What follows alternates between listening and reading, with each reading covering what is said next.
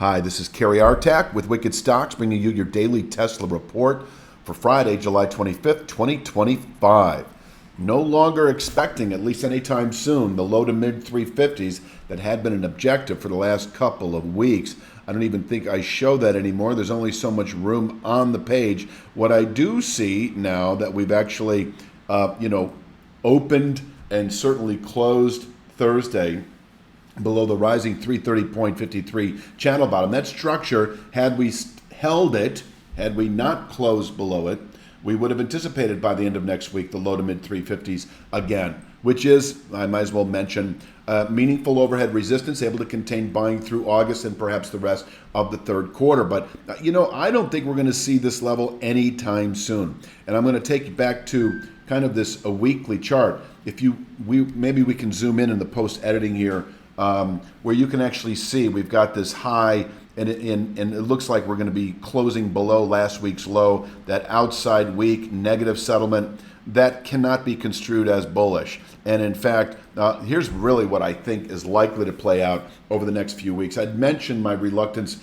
to consider the 274.54 level as a 2 to 3 week target, but I think now it's likely with the settlement clearly below the 330.53 formation. Bullish momentum is certainly evaporated with the poor earnings from Thursday's announcement. And I do think 284.70. I don't know about today. We've lightened up on it as a perceived support, not because we're expecting an immediate violation of it, but because I do see 274.54 as likely over the next 1 to 3 weeks, depending on volatility.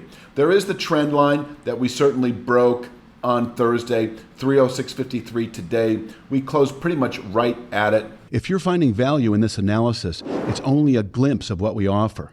Your real trading edge starts at wickedstocks.com. Each week, premium members receive 2 high-probability stock picks. Each one comes with a complete trade plan, including exact entry, profit target, stop loss, and regular updates so you can manage the trade with confidence. You'll also get daily video analysis in the top traded markets, the SPY, the Triple Q, and NVIDIA, highlighting the key price levels, trends, and trade setups we're focused on. Whether you're day trading or swing trading, these insights help you zero in on the highest quality opportunities with clarity. Try it all free for 5 days. Cancel at any time. If we open today below 306.53, it is day resistance. And yes, under that scenario, we could continue south of 284.70, given presently heightened volatility on an intraday basis. That would probably be it to the downside, but just know that closing below 306.53 is considered a secondary sign of weakness as we spill into next week. This 274.73 descending channel bottom in reach within a week or two of closing today below 306.53. And I think it's likely that we will, over the next day or two, close below this trend line. As I say, having closed below 330.53 is a bit of a reversal. Now, if we close just below 330.53, we would have taken a more stair-step approach. But this is a pretty dramatic lower gap, and I think it carries with it, just sort of continued growing selling interest. At the very least, an interest in exiting a long position for those who are holding out over the 2 to 3, 3 to 5 week time frame. I do see 274.54 as likely over the next 2 to 3 weeks. And yes, if we close today below 306.53 over the next 1 to 2 weeks, if over the next few days we happen to close below the 284.70, this is nothing more than a low settlement price that was put out in early June. If we close below this minor point, then 274.73 is likely the very next day. 274.73 is a respectable channel bottom, can contain weekly selling pressures, and it really is kind of a part of a wide zone all the way down to the low 250s. I'm not telling you that you should begin buying it at 274.73 all the way down to 251.60.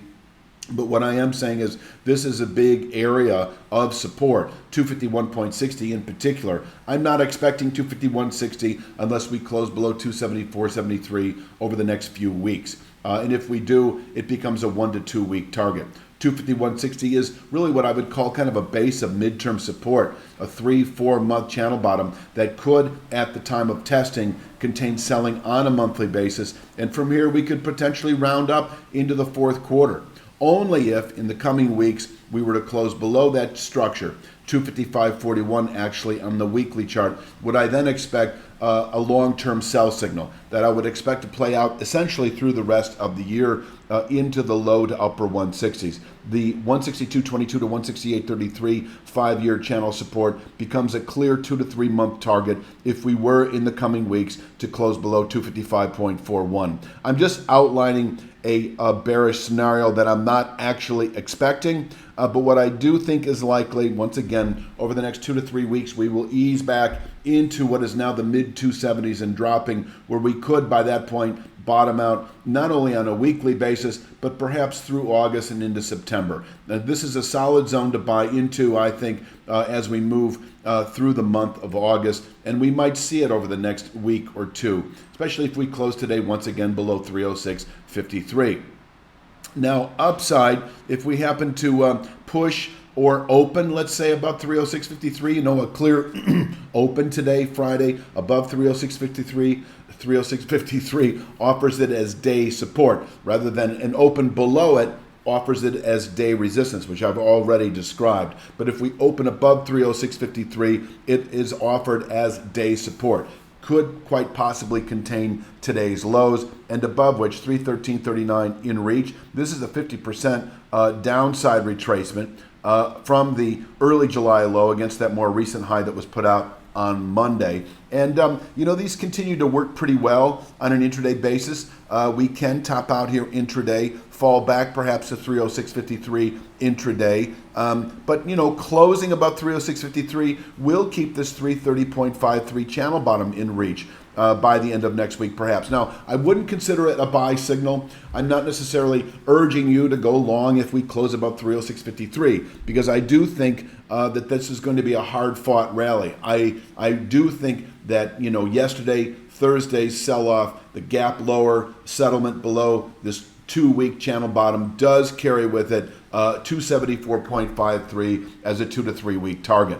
Entering that position is either on strength in the low 330s if given the opportunity, or I think merely closing below 306.53 I think is reason enough if you're a 2 to 3 week swing trader to begin playing the short side into the mid 270s. If you've done nothing in Tesla, if you're position free, let's say, and over the next week or two we test 274.73, this is a pretty good area to go long at on a weekly and possibly monthly basis, and we can round up. Once again, this is a range, and so I think you can bottom pick 274.73. I also think you can bottom pick 251.60, but how you combine the two is another question altogether. I think that comes down to your time horizon. If you're normally a 3 to 5 day to 1 to 2 week swing trader, you're probably exiting a long position below 274.73, maybe playing the short side down to 251.60, and then having added again in terms of entering a long position that at 251.60 could mean,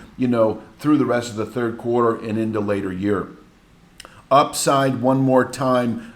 It is a hard-fought rally back to 330.53. I don't think we're going to see that anytime soon. It is rising at a very steep pace. And so at some point, if the market does climb out of here, if we do close above 306.53 and continue making our way back up, I don't have it illustrated anywhere, but what I will begin looking at is if you can imagine a trend line from the early July low to Thursday's low, and then projecting a channel top across it, it will actually be in the next week or so converging with the 350s again. So does that mean that continued daily settlements above 306.53 allow the low 350s again, upper 340s again within 2 to 3 weeks? It actually does.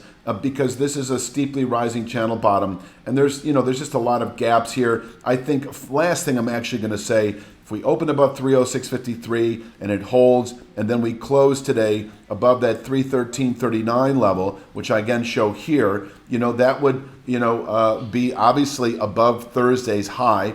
And so that in itself is a sign of stability. I think if we close above 313.39, I don't see a compelling reason to stay short term. I think what that means short term, like over the next 3 to 5 days into later week, that we actually could push into what is probably now the upper 340s, this form this channel top I described earlier, and will over the next week push into the low 350s. This is once again your big area of resistance. If over the next few weeks, and I'll say it one more time, we can close above 356.41, we have a long-term buy signal for Tesla. Until then, that is your ceiling of resistance through the rest of the third quarter. But if we can close above 356.41 at the end of a week, that formation, we're then anticipating the low 500s as the next longer-term objective. That would probably be a half year, 6 month or so, rally. But we're nowhere near that right now. And I am going to leave it at that. I'll be back, I'll be back Sunday, I'm thinking, at the latest Monday morning. The Monday edition is getting delivered typically the summer hours on a Sunday. So that is likely to play out. But through the week, we've got these summer hours where we promise to you delivery by 6 a.m. New York on that trading day. So Tuesday through Friday, you can expect those editions by 6 a.m. New York for that particular trading day. And then after Labor Day, we go back to our old hours where you can you'll be delivered Tesla, Nvidia, the Triple Q, and SPY at wickedstocks.com, typically within an hour or two after the close for the next trading day. That gives you the evening hours to kind of browse the charts, listen to the video, watch what we're looking for. Anyway, I'm at past 10 minutes. I don't like doing that to anybody. And I'll leave it at that. Have a great weekend, and I'll talk to you soon. We'll see you for Monday's Daily Tesla Report.